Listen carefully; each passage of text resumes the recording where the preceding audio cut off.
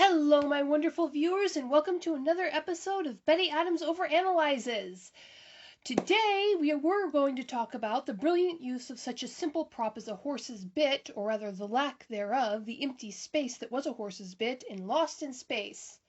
Do you hear that, though? That is my muse laughing her seven heads off. See, I really want to talk about that bit and what it represents, what it symbolizes. It is truly fascinating. However, I started to work out that script and my muse yanked me sideways.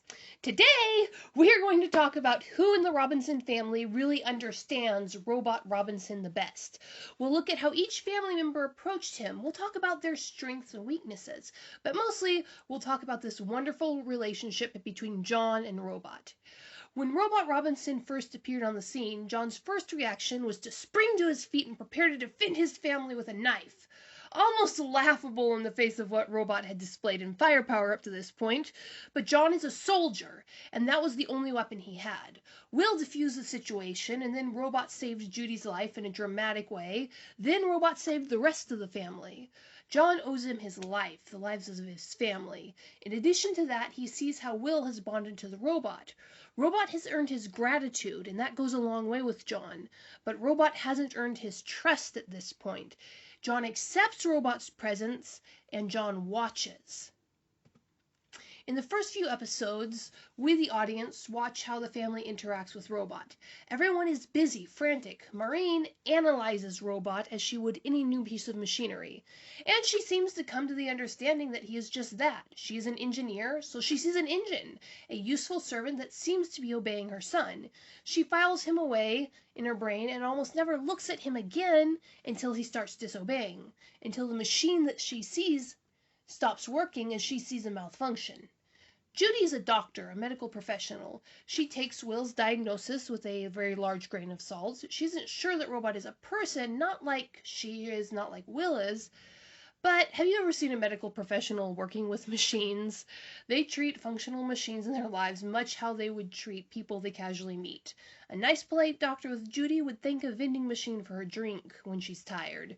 She defaults to treating him like a person, from a better safe than sorry point of view, but also just from training. She's been trained in bedside manner. It's wired into her brain the same way her diagnostic skills are. And she would much rather have a false positive and be polite to a machine than have a false negative and be rude to a person. Still, she goes about her life working. She's dealing with her own trauma. She doesn't have time to really dig into the mystery of the robot. And remember, a doctor isn't a scientist. There's a difference there.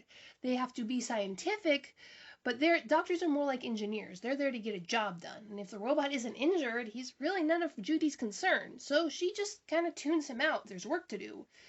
Penny, perhaps the Robinson most like her mother, accepts the robot as a useful machine.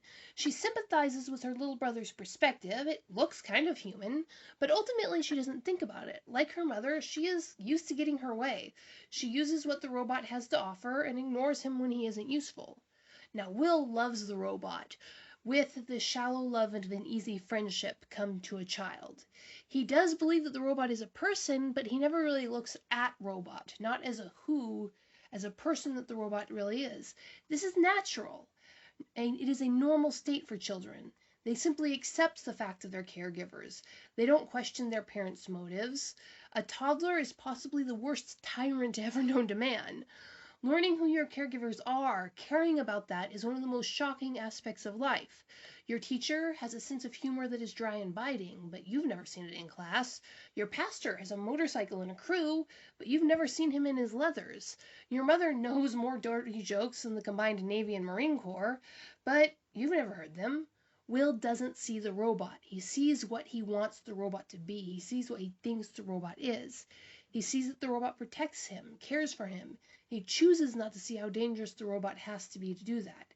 He sees robot has emotions like affection and fear, and he chooses not to see that the robot therefore has potential for anger and rage. Will is, of course, traumatically awakened to the reality of the situation when he not only sees but feels the robot, presumably, killing the people on the Resolute. But Will willfully closes his eyes again. As long as he thinks he can control Robot, he can pretend that Robot is exactly who Will wants him to be. Will isn't seeing the robot. He's seeing who he wants the robot to be. But John, he sees the robot. He sees that the robot is capable of protecting his family, and John values that. He sees that the robot displays affection for Will, and John values that. He sees that the robot is trying to understand, is showing intelligence. John sees this because he is looking. Go back to those first couple of episodes. John is the only member of the Robinson family who comes up to the robot and tries to understand him, understand his motivations, understand who and what he is. After the initial shock of the meeting, John is the only one who ever goes up to the robot and just looks at him without any other motivation. He's the only one who is still actively trying to figure robot out. John is looking at the robot as at least a potential person, and he sees what the robot is even if he can't articulate it. John is a soldier, a warrior. He has been around other soldiers for longer than any of his children have been alive. As a Navy SEAL, he has presumably seen soldiers of every nationality on Earth. He has seen soldier dogs, even soldier horses. They do still exist. Point being, war, soldiery, it leaves its mark on a person or an animal, presumably on any species. And John sees those marks on robot. He can see that robot is capable of protecting because robot is dangerous. He can see robot's weapons, his intelligence, his adaptability, his initiative. John Robinson sees exactly how dangerous robot is long before the survivors tell him what they saw the robot do. He is willing to accept that robot is a person. He might even be convinced that robot is a person. But that only makes robot the person, robot the soldier, that much more dangerous. Remember what John said to Judy when he was trying to get her to open up on the treadmill. He knows what that kind of fear and trauma can do to you. I'd bet my bottom contraband chocolate bar that John has had to deal with his own PTSD, that something happened that traumatized him, damaged him, and it is a certainty that he has seen his brothers damaged and broken. He knows how dangerous a fallen soldier can be, even to the ones he loves, or rather, especially to the ones he loves. So John watches Robot. It wasn't John, remember, who ordered Robot to walk off that cliff. It wasn't even John's idea. It was Will's idea. An idea came when Will was suffering from the lack of a father, from the lack of John. When John realized that Will was gone, he panicked. The show lets you think it was for Will's safety, but John knows the robot obeys Will to the best of his ability, and John knows Will. John wasn't there when Robot fought the Tsar, but John is a soldier. John is a Navy SEAL.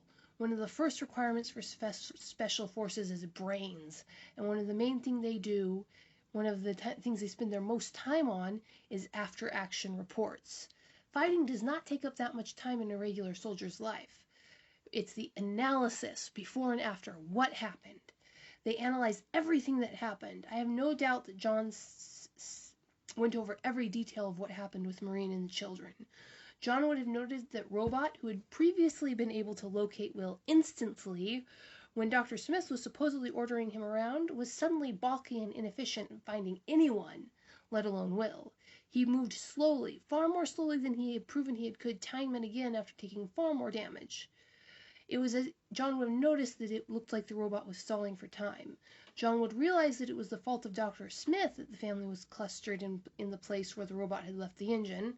And where the robot had left the engine, far away from where Robot would have expected the family to be under normal circumstances. John would recognize that despite Maureen's brilliant strategy, Robot should have been able to overwhelm her near instantly if he'd been really trying to hurt anybody. And then the second alien robot showed up. John would know that Robot cooperated with the Tsar right up to the point that the Tsar threatened an innocent child. The robot easily and willingly handed over the engine. It was Tsar who blasted the chariot with Penny and Judy in it. All Robot did was look at where the chariot had been damaged enough to let the air out and threaten their lives. Tsar had the engine. He had Robot. He could have left at that point, but instead he stalked over and attempted to murder a helpless child in cold blood. And that was when Robot defied Tsar. Robot darted over and wrestled Tsar away from Will. He didn't blast Tsar or slash him at that point. He simply removed the threat from Will. Robot then fixes Will's suit, at which point Tsar tries to kill him, and Robot forcibly removes the threat away from the family. Now, John is a soldier, and he would look at things through a soldier's eyes, through a soldier's perspective. Robot obeyed Sar, led him into the ship. Sar looked like him in species and behavior, even down to the color scheme. This would suggest to a soldier like John a superior officer in the same military. John would undoubtedly look at the situation as Robot defying a direct order from a superior officer on moral grounds.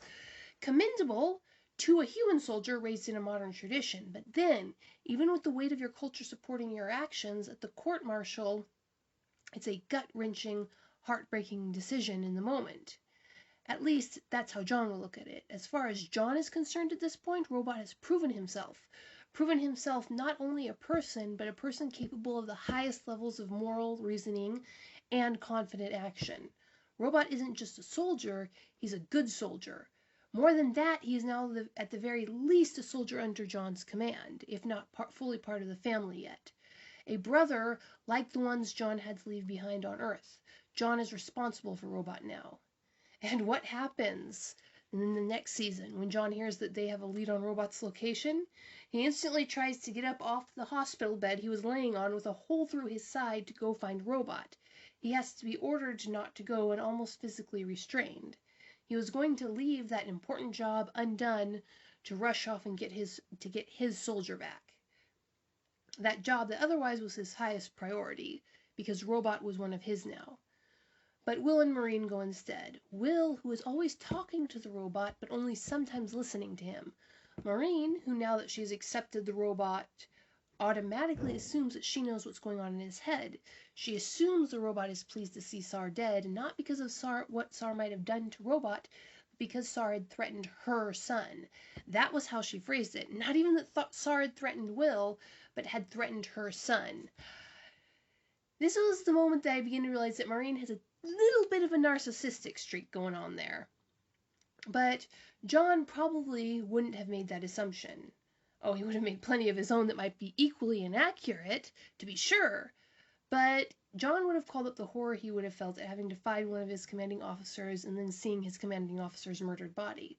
John would have empathized where Maureen would have analyzed. The next time, and what do you see the next time John sees the robot? John is pulling him down off the controls of the Resolute. Robot is heavy, and despite the help of the rest of the family, it is John who goes in to catch Robot first. And given that Maureen is gently stroking Robot's head, presumably John is the one holding up most of Robot's weight. This isn't accidental symbolism on the creator's part.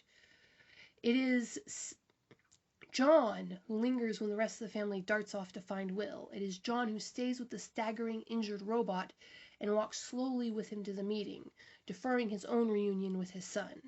It is John who steps back and selflessly lets his son greet Robot before himself. In the very next scene, it is Will who asks Robot to take them to Alpha Centauri. It is Will who dismisses Robot's refusal as Robot just trying out a new word he doesn't understand. But remember, John is a soldier. John sees another soldier in Robot Robinson. John looks at the situation through a soldier's eyes, and it is John who actually understands what the robot is saying. And now the robot is separated from with the concluding episode, from the only member of the Robinson family who has effectively tried and succeeded in understanding him. John is stuck on one side of the rift, Robot is stuck on the other. Will is still very much a child who is just barely beginning to see Robot as a person in his own right, and not just how Will wants to see the robot. Judy is a girl who still hasn't fully grown out of the vanity that blinds many clever, beautiful children into believing that everyone, especially loved ones, exists to serve their needs. And Judy, a woman who has had womanhood dropped on her like a crashing Jupiter, as with the captaincy of a ship, with all the responsibility that entails. So, what do you think, my wonderful viewers? Is John Robinson the only Robinson who managed to honestly look Robot Robinson in the face? Leave a like if you agree and atomize my argument like the Resolute if you disagree. Peace out, my wonderful viewers. Leave a comment to atomize my remark. No actual atomization.